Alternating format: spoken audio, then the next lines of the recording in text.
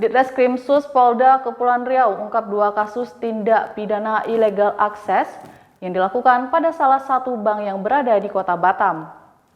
Yang dilakukan oleh 4 orang tersangka laki-laki yang berkewarganegaraan Indonesia.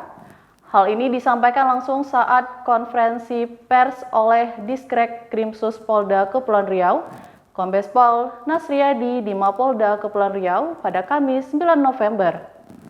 Mereka kenal dengan nasabah sehingga ketika modus operandi yang digunakan oleh para tersangka yaitu awalnya 3 orang pelaku dengan inisial FQ, HS, dan KF melakukan kesepakatan untuk melakukan perubahan data nasabah salah satu bank di Kota Batam. Perubahan data tersebut berguna untuk bisa melakukan transaksi pada akun internet banking milik nasabah. Kemudian pada 28 Agustus 2023 dan 31 Agustus 2023, pelaku melakukan perubahan data nasabah bank tersebut sehingga terjadinya sejumlah transaksi pergeseran dana, sedangkan nasabah bank tersebut tidak ada melakukan transaksi apapun.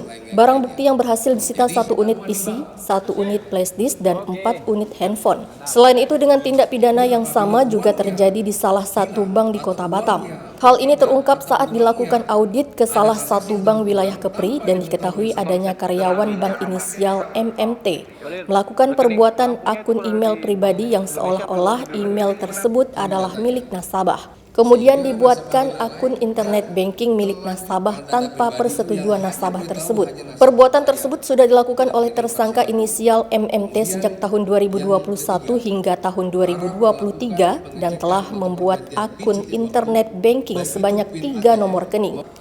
Dari 3 nomor rekening yang telah dibuatkan akun internet bankingnya, tersangka inisial MMT telah melakukan transaksi pendebetan secara berulang-ulang dengan total uang kurang lebih sejumlah 13 miliar 200 juta rupiah. Barang bukti yang berhasil disita yaitu 1 unit personal komputer, 1 unit hard disk, dan 1 bundel rekening koran.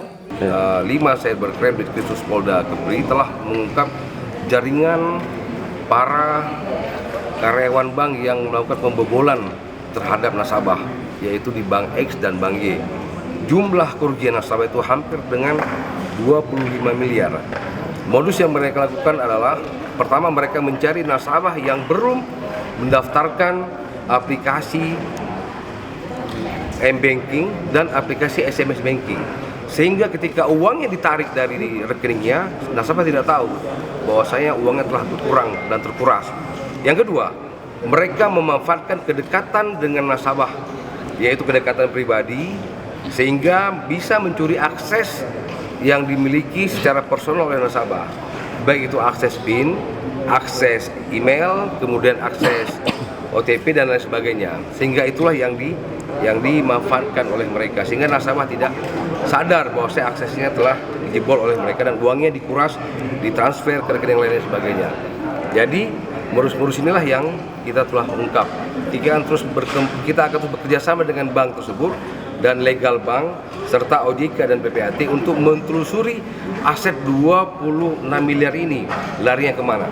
Sampai saat ini kita telah mendapatkan tracing aset berupa beberapa properti, kemudian beberapa harta-harta, kendaraan dan sebagainya untuk kita lakukan penyitaan yang berhubungan dengan hasil kejahatan dari sini. Yang perlu saya ingatkan dan perlu saya sampaikan kepada masyarakat, terutama nasabah perbankan, adalah pertama, agar segera melakukan aplikasi atau memiliki aplikasi M-Banking. Dari kejadian tersebut, masyarakat ataupun para nasabah bank yang ada di Kepri dihimbau untuk mendownload aplikasi M-Banking atau SMS Banking agar dapat memantau dan menerima pemberitahuan ketika terjadi transaksi ilegal di rekening masing-masing. Selain itu juga tidak mudah terpengaruh oleh tawaran-tawaran yang dapat merugikan diri sendiri. Wina TV Kepri dari Batam mengabarkan.